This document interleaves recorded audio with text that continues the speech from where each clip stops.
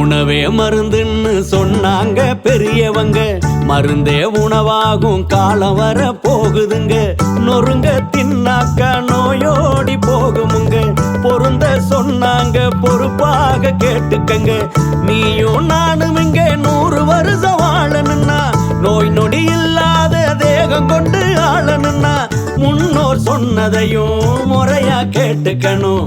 முதன்மை தேகம் ஒண்ணு தலையில போட்டுக்கணும். ஆட்டி வைத்தியமோ நாட்டு சமையலும், நாக்க ஊற வைக்கும் வீட்டு கைமணம். 6 சுவைகளை நானும் சேர்க்கணும், ஆரோக்கியமா வாழ அதுவே துணை வரும். உணவே மருந்துன்னு சொன்னாங்க பெரியவங்க, மருந்தே உணவாகும் காலம் வர போகுதுங்க.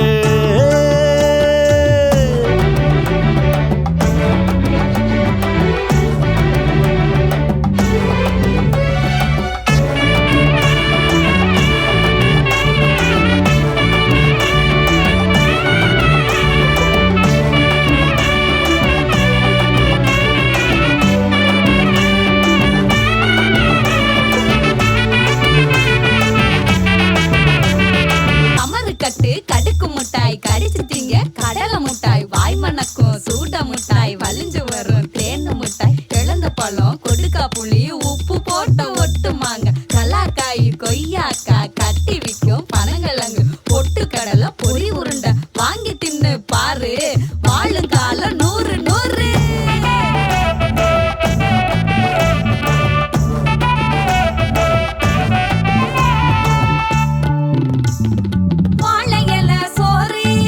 வயிற்றுக்கு நன்மை தரும், மருந்த உணவு எல்லாம் கொழுப்ப சேர்த்து விடும். பழமும் காய்கறியும் பாதி நோய் தீக்கும், பருப்ப சேர்த்துக்கிட்டா புரத சத்து வரும். உப்பு சர்க்கரையும்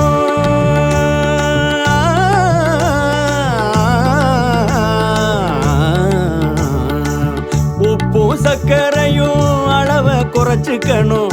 உள்ளூரில் விளைகின்ற உணவை புசிச்சுக்கணும். துரித உணவை விரும்பி உண்ணும் பழக்கம் மாறணும். தூய தேகம் வேணும்னா மதுவை தவிர்க்கணும்.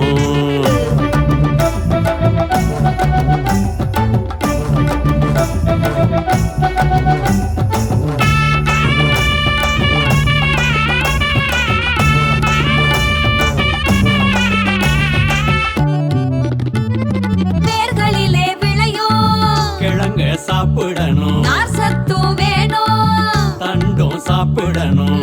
100 விதமான கீரை வகை இருக்கு, நாளும் ஒதுக்காம தின்னா பயன் இருக்கு.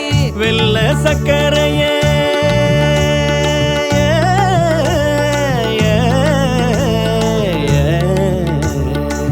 வெள்ளை சர்க்கரையே வினைய கொண்டு வரும், வீட்டு சமையலுங்க ஊட்ட சத்து தரும். செரிக்கும்படியா பசிக்கும்படியா உணவு இருக்கணும், ஒரு பருக்க கூட வீண் இல்லாம உண்டு பழகணும்.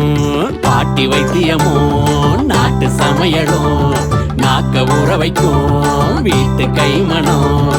6 சுவைகளை நாளும் சேர்க்கணும், ஆரோக்கியமா வாழ அதுவே துணை வரும். பாட்டி வைத்தியமோ நாட்டு சமையலும், நாக்க ஊற வைக்கும் வீட்டு கைமணம். 6 சுவைகளை நானும் சேர்க்கணும், ஆரோக்கியமா வாழ அதுவே துணை